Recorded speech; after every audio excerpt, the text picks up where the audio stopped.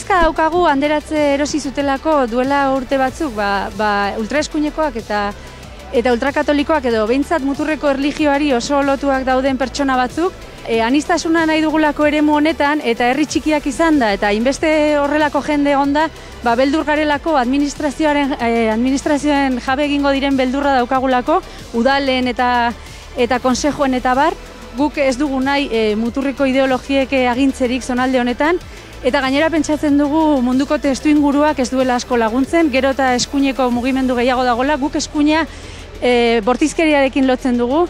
eta guk nahiko genukena da denontzako lekua egotea, pentsamendu guztientzako, feministentzat, euskerarentzat, jatorri ezberdinetako pertsonek ere lekua izan dezaten nahi dugu, badakigu ari direla bizitza egiten edo behintzat badabilela mugimendua, eta Arginano eta Gesalatzeko herrietan aspaldian ja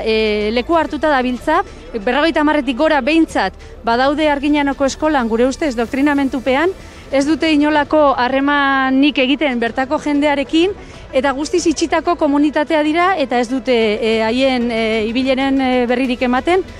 Eta guk ez genukena nahi hori orokortzea da, orduan uste dugu ja aurre egiteko momentua dela, eta horregatik elkartu gara hemen manifestazio jendetsu hontan,